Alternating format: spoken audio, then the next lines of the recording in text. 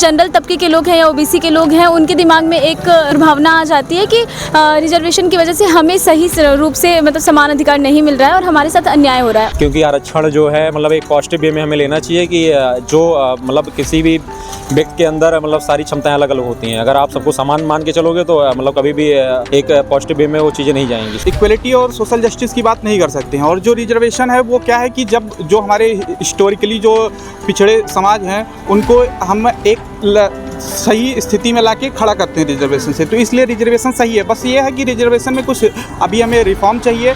सरकार रिजर्वेशन इसलिए बने रहना देना चाहती है कि मतलब उनका वोट बैंक बना रहे। Yes ma'am. वर्तमान में जो सोशल मीडिया पे रिजर्वेशन हटाओ मूवमेंट चल रहा है उनके समर्थकों का कहना है कि आज़ादी के 70 साल बीत गए हैं, रिजर्वेशन दिया गया था लेकिन उसके बावजूद भी इस विषय दिया गया था कि रिजर्वेशन की वजह से जातिवाद खत्म होगा और जो पिछड़े तबके के लोग हैं वो ऊपर बढ़ेंगे। लेकिन 70 वर्ष से भी उनमें मतलब वो चीज़ चेंज नहीं हो रहा है। तो इनका कहना है कि रिजर्वेशन हटा दो क्योंकि उसकी वजह से ही कहीं ना कहीं जो जनरल तबके के लोग हैं या ओबीसी के लोग हैं उनके दिमाग में एक मतलब कि दुर्भावना आ जाती है कि रिजर्वेशन की वजह से हमें सही रूप से मतलब समान अधिकार नहीं मिल रहा है और हमारे साथ अन्याय हो रहा है और इसकी वजह से जाति वाला जो भेदभाव है कुछ ज़्यादा ही बढ़ता है। तो क्या लगता है आपको कि रिजर्वेशन अभी पूरी तरह से हटा देना चाहिए? देखिए, जब आज़ादी हमारी हुई थी तो हम देखते हैं कि काफ़ी ज़्यादा सोशल डिस्क्रिमिनेशन था।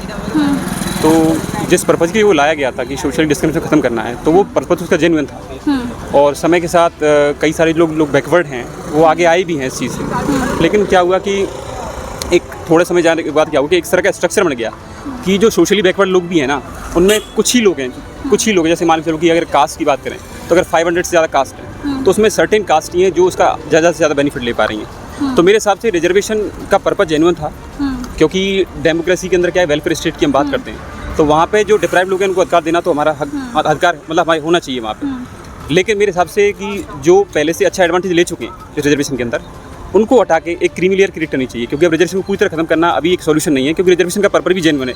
ये डिपेंड ये करता है कि हम इसको कैसे स्ट्रक्चरली लागू करते हैं। तो ये समस्या इसलिए आ रही है कि लोग जो सिस्टम है उसको पूरी तरह से अच्छी तरह लागू नहीं कर पाया है।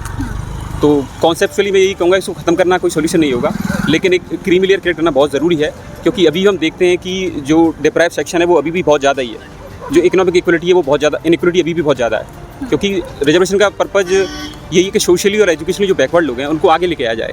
लेकिन अभी भी कुछ ही कम्युनिटी हैं, कुछ ही कास्ट के लोग हैं जो इसको फ़ायदा उठा रहे हैं। तो जो लेकिन जो रिजर्वेशन है वो जनरल तबके के मतलब जो उसमें भी कई सारे लोग ऐसे हैं जो पिछड़े हुए हैं जिनको मतलब कि सारी मूलभूत ज़रूरतें जो हैं उनकी भी नहीं पूरी हो पाती है। तो उनके साथ कहीं अन्याय नहीं हो जाता है रिजर्वेशन की वजह से? नहीं, क्योंकि देखिए अभी जो इकोनॉमिक वीकर सेक्शन का जो प्रोविजंस आए हैं उसमें भी इस तरह से एक तरह से क्रीमी लेयर क्रिएट की गई। अगर 8 लाख हमने इनकम रखा गया है तो वहाँ पे भी हमने उनके लिए रिजर्वेशन दिया गया।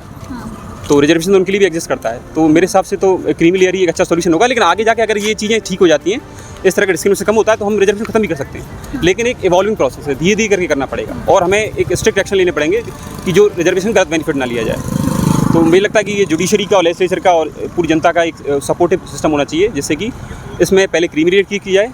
अब जब ये इस तरह का जो डिस्क्रिमिनेशन कम हो जाएगा तब हम रिजर्वेशन खत्म करने की बात कर सकते हैं। क्या लगता है कि जो रिजर्वेशन हटाओ मूवमेंट अभी चल रहा है वो सीजेपी जैसा मतलब बड़ा हो पाएगा अभी? किसी मूवमेंट को इस तरह प्रेडिक्ट करना बहुत मुश्किल है हालांकि, लेकिन मेरे हिसाब से एक्सट्रीम डिमांड रखना थोड़ा सा रिस्की रहेगा। हम बात करें धीरे धीरे मतलब छोटे छोटे स्टेप लें तो ज़्यादा अच्छा है। हमें पहला डिमांड हमारी यही होनी चाहिए जैसे कि सुप्रीम कोर्ट ने बोला भी था कि हम इसमें क्रीमी लेयर क्रिएट कर सकते हैं लेकिन सरकार ने प्रेशर की वजह से उसको लागू नहीं कर पाई थी। तो जो कॉन्स्टिट्यूशनल जजमेंट है उसके आधार पर हम एक क्रीमी लेयर क्रिएट कर सकते हैं। जिस तरह के ओबीसी में क्रीमी लेयर है, क्रीमी और नॉन क्रीमी लेयर होते हैं, उसी तरह से जो शेड्यूल कास्ट शेड्यूल ट्राइब के लिए भी हम इस तरह का प्रोविजन रख सकते हैं और इसके बाद जब समय आएगा तो वो चीज़ें ऑटोमेटिकली ठीक होगी। अगर मैं प्रिडिक्ट करने के लिए बोलूँ कि क्या एक टाइमलाइन होगा जितने टाइम के बाद से रिजर्वेशन हटाया जा सकता है इंडिया में? नहीं, ये तो प्रेडिक्ट करना बहुत मुश्किल है एग्जैक्टली। मैं तो ये चाहता हूँ कि जितना जल्दी हमारा रिफॉर्म हो, सोशली और एजुकेशनली जो बैकवर्ड है वो आगे आए, मेन स्ट्रीम में आए और हम फिर मेरिटोक्रेसी को ज़्यादा से ज़्यादा प्रमोट कर सकें। यही हमारा पर्पज़ रहेगा। लेकिन इसको प्रेडिक्ट करना कोई भी राजनीतिक पार्टियां ये मतलब अपने माथे पे कलंक नहीं लेना चाहती हैं कि रिजर्वेशन हटा करके। तो ऐसा नहीं लगता कि ये राजनीति की वजह से इतना लंबा जो 10 साल के लिए सिर्फ आया हुआ था वो लगातार खिंचते खिंचते अब 70 साल तक कंटिन्यू है, इवन कंटिन्यू आगे भी है। कंट्रोवर्शियल तो है क्योंकि ये वोट बैंक बहुत ज़्यादा डिपेंड करती है। तो कई बार पॉलिटिकल पार्टी इस रिस्क से बचती हैं लेकिन हमें एज अ सिटीजन भी, क्योंकि सिटीजन की आवाज़ भी उठाई जानी चाहिए, तो इसमें ये चीज़ ज़रूरी है कि हम इसमें रिफॉर्म ज़रूर करें, लेकिन अभी से पूरी तरह से रिजेक्ट करना भी थोड़ा रिस्की रहेगा मेरे हिसाब से। क्या लगता है कि इस समय रिजर्वेशन हटा देना चाहिए? बिल्कुल हटा देना चाहिए मैम, ऐसे बहुत गलत है मैम ये। 10 साल के क्यों लिए है? हुआ था मैम ये, और ऐसे जो जर्नल में वो भी बहुत गरीब लोग हैं, वही पीछे रह रहे हैं मैम, बच्चे तैयारी कर रहे हैं, तो मैम इसको हटा देना चाहिए। जो रिजर्वेशन है बेसिकली इसलिए लाया गया था कि जो समाज में हैं उनको मतलब कि एक समान स्तर पे नहीं आ पाते हैं वो लोग, क्योंकि सामाजिक जो भेदभाव है वो अभी भी आज़ादी के 70 साल भी बरकरार है। तो क्या लगता है कि हटा देने से फिर से उनके साथ अन्याय होगा, और जो एक किसी तरह से बहुत पिछड़े तबके से आकर के बराबरी में आकर के बैठ रहे हैं तो वो फिर से पीछे हो जाएंगे, तो वो लोग तो नहीं चाहेंगे कि रिजर्वेशन हटाया जाए, तो उस पर आपका क्या कहना है? वो तो चाहेंगे नहीं, उनको तो फ़ायदा मिल रहा है मैम, लेकिन जो बच्चे ऐसे हैं, तैयारी तो आप भी कर रहे हो, मैं भी कर रहा हूँ, लेकिन वो आप 90 नंबर ले रहे हो, वो 60 में हो रहा है, तो फ़र्क है ना मैम इसमें। बच्चे तैयारी तो कर रहे हैं वैसे में, तो मैम ये हटा देना चाहिए, गलत है मैम। और ये कुछ सालों के लिए हो था, अब इसका सरकार फ़ायदा उठा रही है, डर रही है कि उनकी परसेंटेज ज़्यादा है, कहीं वो हो जाए, इससे डर रही है मैम, लेकिन हटा देना चाहिए। वैसे नहीं हटा देना चाहिए, तो ये आर्थिक स्थिति के लिए जिसकी जितनी है उससे कुछ करके ये करना चाहिए मैम, गलत है मैम। तो क्या लग रहा है सरकार रिजर्वेशन इसलिए बने रहना देना चाहती है कि मतलब उनका वोट बैंक बना रहे? यस मैम, इसीलिए चाह रही है, वो डर चाहे वो किसी की भी सरकार हो, किसी भी, वो बिल्कुल डर रही है मैम। वो अगर ये हटा दिया तो हमारे वोट के उस पर वो पड़ेगा, फर्क पड़ेगा मैम। और अपने डर के चक्कर में कहीं ना कहीं समाज में अन्याय को बढ़ावा दे रही है। बिल्कुल दे रही है मैम, बिल्कुल ऐसा ही हो रहा है मैम, हटा देना चाहिए। और बच्चे तैयारी कर रहे हैं, कितने मर रहे हैं मैम, तो मैम सरकार को देखना चाहिए अभी। रिजर्वेशन के वजह से आपको क्या मतलब बुरा चीज़ फेस करना पड़ा है अब तक? मैम ये पढ़ रहा है जैसे कि हमको लेने पड़ रहे हैं 100 में से 90 नंबर, और उनका 60 में हो जा रहा है, तो मैम बच्चे पढ़ाई तो बराबरी कर रहे हैं, दिमाग तो सब में सेम ही है, लेकिन ये इतना फ़र्क क्यों है मैम? आर्थिक स्थिति पे कर दो, हाँ भाई, लेकिन उनको इतना छूट मिल रहा है और उनको वो हो रहा है मैम, ऐसे तो फ़र्क तो पड़ ही रहा है मैम। कुछ दिन पहले सीजेपी प्रोटेस्ट हुआ है, उसी को आधार मानते हुए अभी एक और नया मूवमेंट सोशल मीडिया पे फैल रहा है कि आरक्षण हटाओ। तो क्या लगता है ये सही समय है आरक्षण हटाने के लिए? एक्चुअली अभी सही समय नहीं है, क्योंकि अभी मतलब जनगणना स्टार्ट हो चुकी है। जनगणना के बाद ही जो भी डिसीजन लेना चाहिए उसके बाद है, क्योंकि नए आंकड़े हमारे पास रहेंगे उस समय तक में नए डेटा आ जाएंगे। और आरक्षण हटाना मतलब इतना आसान काम नहीं है, क्योंकि आरक्षण जो है मतलब एक पॉजिटिव वे में हमें लेना चाहिए कि जो मतलब किसी भी व्यक्ति के अंदर मतलब सारी क्षमताएं अलग अलग होती हैं। अगर आप सबको समान मान के चलोगे तो मतलब कभी भी एक पॉजिटिव वे में वो चीज़ें नहीं जाएंगी साथ में।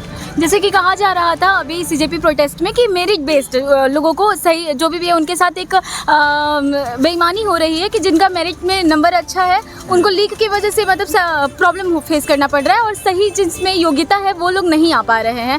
तो आपको नहीं लगता कि रिजर्वेशन की वजह से जिनका कम नंबर होता है, जैसे डॉक्टर जैसा प्रोफेशन में कम नंबर वाले अगर एंटर कर जाते हैं तो उस प्रोफेशन के लिए ख़राब होगा, तो इस वजह से रिजर्वेशन ख़त्म होना चाहिए? नहीं, एक बेसिक मिनिमम क्वालिफिकेशन होना चाहिए। ऐसा नहीं कि आप किसी को भी डॉक्टर बना दोगे, लेकिन मतलब मौका सबको समान मिलना चाहिए। ऐसा नहीं कि आप किसी विशेष वर्ग जो पहले से एक आगे है आप उसको हमेशा आगे करते रहोगे, पिछड़े वर्ग को कोई मौका नहीं मिलेगा, उनको भी मौका मिलना चाहिए। उनको मौका मिलना चाहिए।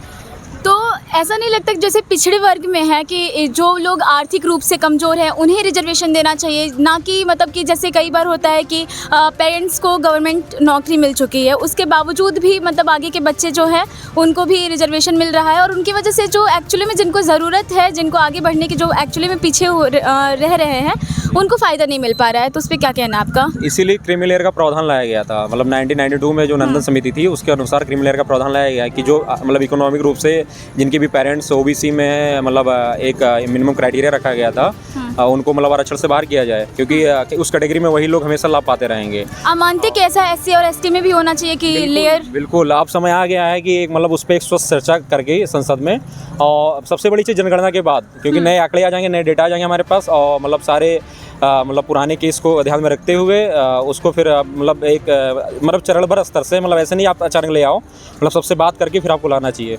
तो बेसिकली आप पूरी तरह से आरक्षण हटाने के पक्ष में नहीं है, बल्कि रिफॉर्म धीरे धीरे करने के, मतलब ऐसा पॉसिबल नहीं है ना कि आप मतलब जेनेटिकली या फिर नेचुरलिटी मतलब नेचुरल रूप में सबको समान नहीं कर सकते, तो सबको बराबर मौका जरूर मिलना चाहिए। लेकिन मतलब ऐसा ना हो कि कोई मतलब बच्चा, जैसे मैं एक एग्जांपल के थ्रू समझाऊंगा कि मतलब घर में 2 बच्चे हैं, एक मतलब स्वस्थ है, एकदम फिट है, उसको कोई दिक्कत नहीं है, एक थोड़ा सा बीमार है, तो आप ऐसा नहीं कर सकते ना कि आप दोनों बच्चों को सेम पोस्टल का स्तर दोगे। जो कमज़ोर है उसे थोड़ा सा एक्स्ट्रा को देना पड़ेगा। और यही मतलब इक्वलिटी जो हमारे संविधान में कहा गया आर्टिकल 14 में कि समानता का अधिकार, तभी वो लागू होगा। जो 1950 में हमारा संविधान लागू हुआ था, उस पर जो बोला गया था कि उसमें एससी के लिए, एसटी के लिए आरक्षण लगा था, क्योंकि उनने झेला था जो उनके साथ में जो गलत हुआ था, जो तब लागू 1950 में मंडल आयोग आया, तो उसमें ओबीसी के लिए NEWS के लिए 10%, ओबीसी के लिए 27% लागू हुआ था।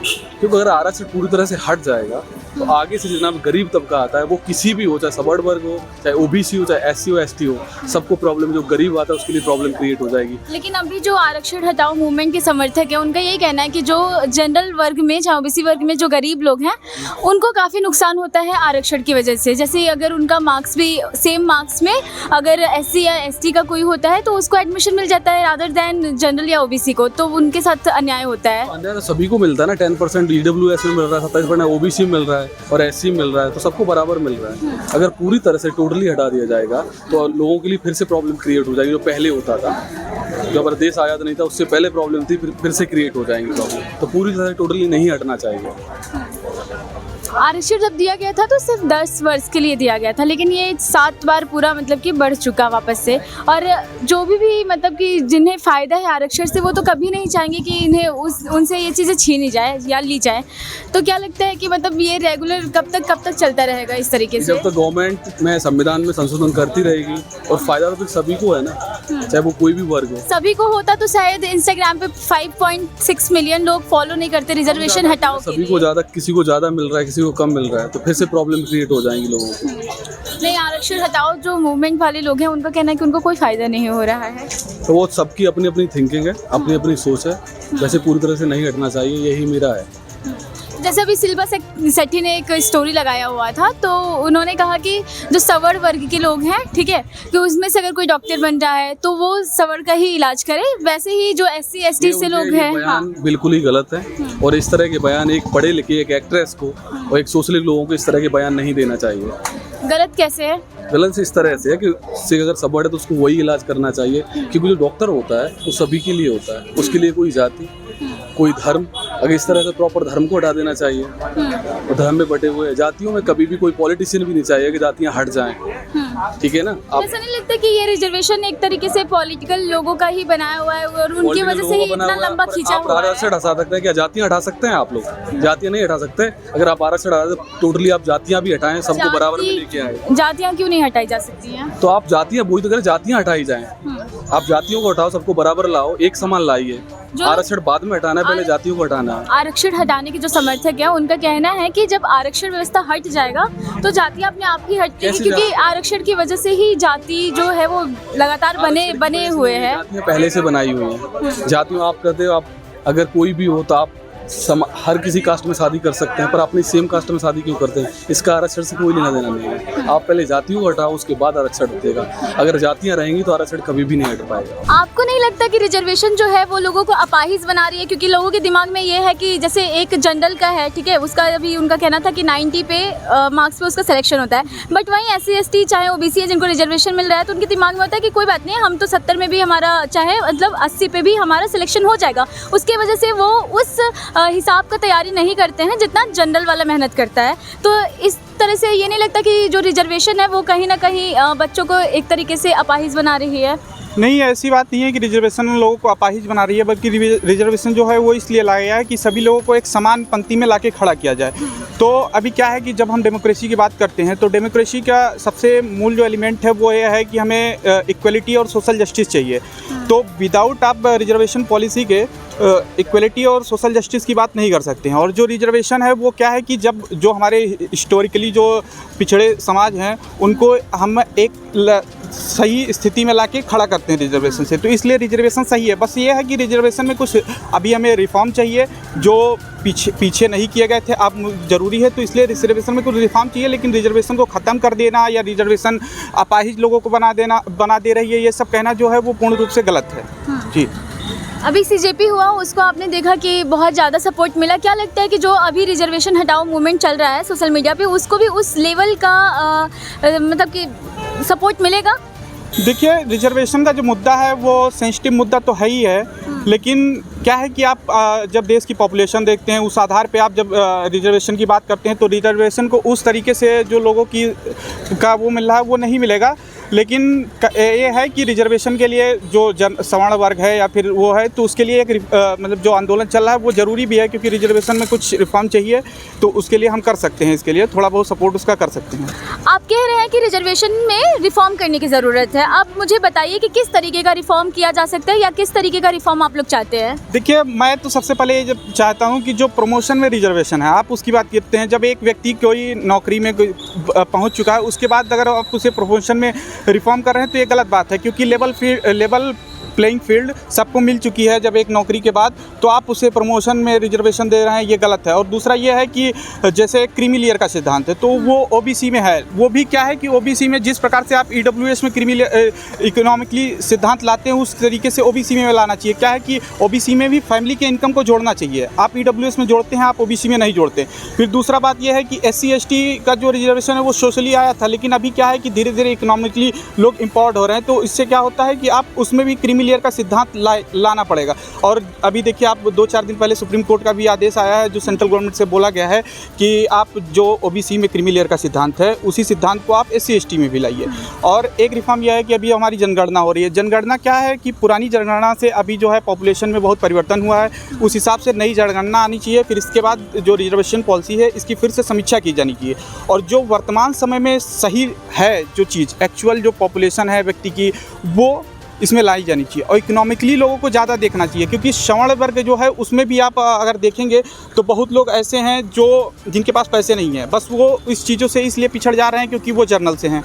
तो ऐसा तो है नहीं भाई, बहुत लोग हैं जैसे आप कोई जर्नल व्यक्ति है वो ठेला लगा रहा है या कोई भी कुछ कर रहा है तो उसके पास भी तो इकोनॉमिकली वो है ना, तो इसलिए आप ईडब्ल्यूएस का प्रावधान लाए हैं, बहुत अच्छा बात है। लेकिन ओबीसी में भी इसी तरीके के प्रावधान डाली जानी चाहिए। और SC ST जो हमारा है SC ST में भी ये जो क्या कहते हैं क्राइटेरिया हम रखते हैं ना, क्रीमी लेयर का क्राइटेरिया रखते हैं, और रिजर्वेशन पॉलिसी जो प्रमोशन पॉलिसी है उसमें भी हम क्या कहते हैं रिजर्वेशन के जो क्राइटेरिया है उसको हटाना चाहिए। बस यही मांग है मेरी। इतिहास गवाह रहा है कि जब एक बार और रिजर्वेशन हटाने की बात हुई थी तो मंडल कमीशन जैसा और उस समय जितना हंगामा हुआ था, क्या वापस से ऐसा नहीं हो सकता है? मतलब उससे फिर देश में केओस जैसी स्थिति हो सकती है कि अगर ऐसा कुछ सरकार एक्शन लेती है, तो उस पर क्या लगता है? देखिए, स्थिति कैसी भी हो सकती है, लेकिन क्या है कि उस समय का वो समय जो था उस समय रिजर्वेशन पॉलिसी जो थी वो उस समय सही थी, क्योंकि उस समय हम देश से आज़ाद हुए थे, केवल हमें 20-30 साल 40 साल हुए थे, और लोग उतना मतलब शिक्षित और क्या कहते हैं लोगों की उतना पहुंच जो शिक्षा तक थी वो नहीं थी। लेकिन अभी आप देखते हैं, अब हम 2020, 21, 25, 26 में जी रहे हैं, तो अभी लोगों के पास शिक्षा की पहुँच भी धीरे धीरे हो रही, इकनॉमिकली लोग भी डेवलपमेंट हो रहे हैं। तो इसलिए अभी रिजर्वेशन पॉलिसी में उतना लोगों का जो वो होता है वो नहीं देखने को मिलता है। लेकिन अभी आप मुद्दा देखिए ना, पहले मुद्दा ये था कि रिजर्वेशन हटा दो, पूरी तरीके से ख़त्म कर दो। ये एक रेडिकल विचार है, क्योंकि आप कभी भी रिजर्वेशन को पूरी तरीके से ख़त्म नहीं कर सकते, क्योंकि जो इतिहास में हुआ है वो आप भी जानते हैं, लोगों के साथ जो शोषण हुआ है। आप एक्सप्लेन करना चाहेंगे क्या इतिहास में हुआ है हमारे दर्शकों के लिए? जैसे इतिहास में आप देखेंगे, जैसे आप चाहे मौर्यन काल चले जाएंगे या फिर वैदिक एरा में चले जाएंगे, आप जो उच्च ब्राह्मण और क्षत्रिय और वैश्य थे, उसके बाद जो शूद्र जाति थी उसके साथ हमेशा शोषण किया जाता था। मतलब उसको अपने घर में अपनी बर्तन में खाना खाने नहीं दिया जाता था, या फिर पानी पीने के लिए किसी तालाब में उसको मतलब जहाँ सवर्ण पानी पीते हैं वहाँ नहीं जाने दिया जाता था। शिक्षा तक लोगों का अधिकार नहीं था, शूद्र वर्ग को शिक्षा का अधिकार नहीं था। जब वैदिक एज में जाएंगे तो वहाँ वेद है, पुराण है, इसको पढ़ने के लिए जो है शूद्र वर्ग को नहीं वो अलाउ था। तो इसलिए उनके साथ शोषण हुआ है। आप आगे भी चले जाएं, जैसे अभी कुछ ही 100-200 साल पहले देखिए अंबेडकर जी थे जो जिनके साथ कितना डिस्क्रिमिनेशन हुआ। तो ये सब जो चीज़ें होती हैं वो हमको देखनी पड़ती है। और अभी भी आप यहाँ मतलब दिल्ली जैसे शहर में आप सब कुछ अच्छा दिख सकता है, लेकिन आप जब एक विलेज में जाएंगे जहाँ इतनी आधुनिकता नहीं है, इतने लोग शिक्षित नहीं है, वहाँ अभी भी आप देखेंगे तो लोग जाति को लेकर काफ़ी सेंसिटिव रहते हैं। मतलब जो निम्न जाति हैं उनको अपने से दूर रखते हैं, उनके साथ खाना पीना उठना बैठना जो है लोग नहीं करते हैं। तो ये सब चीज़ हमें देखनी पड़ती हैं। ये मतलब ऐसे बोल देने से केवल नहीं होगा कि जाति पात नहीं है या कुछ नहीं है। जाति पात जो है भारतीय समाज का मूल तत्व है, वो है और वो रहेगा, उसको आप नहीं ख़त्म कर सकते हैं।